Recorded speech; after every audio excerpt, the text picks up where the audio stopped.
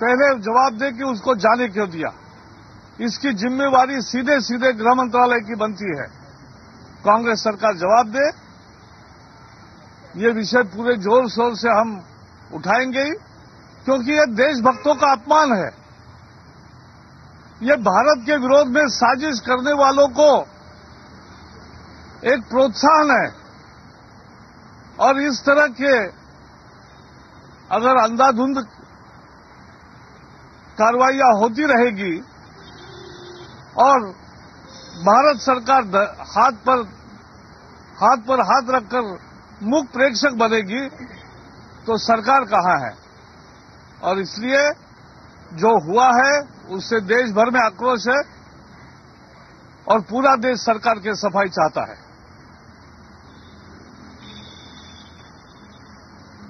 What has happened in Pakistan yesterday is really astonishing. The whole country is angry when they saw Hafiz Saeed and Yasin Malik sharing the dais. It's an anti-India platform. Why the government allowed Yasin Malik to go to Pakistan? They must explain. Now what action they are going to take against? Because you can't allow Pakistan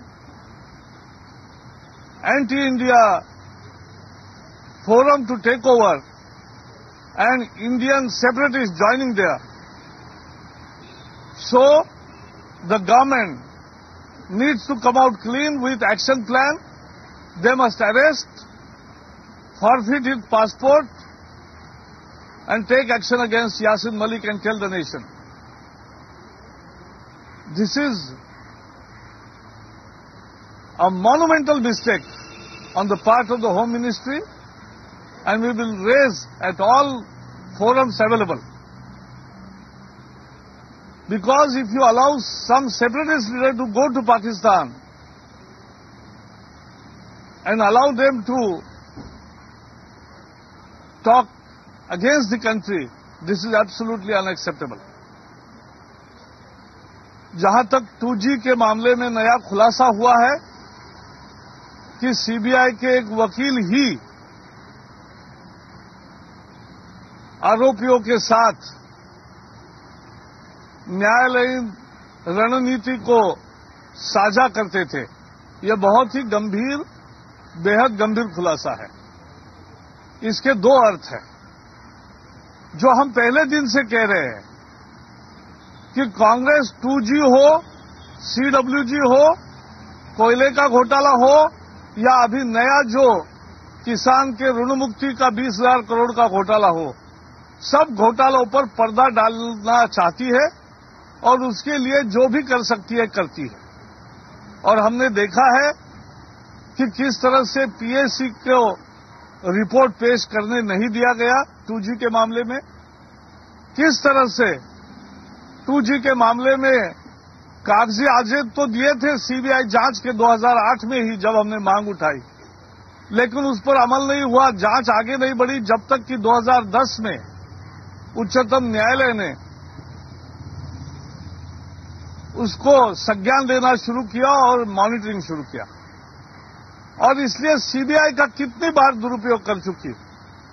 इसलिए Bharatiya Janata party ने लोकपाल के select committee के सामने अपनी बात को बिल्कुल साफ किया था कि ये जो प्रोसिक्यूशन विंग है सीबीआई का, उसी का ज्यादा दुरुपयोग सरकार करती है और इसलिए इसकी नियुक्ति के बारे में लोकपाल की सहमति ली जाए।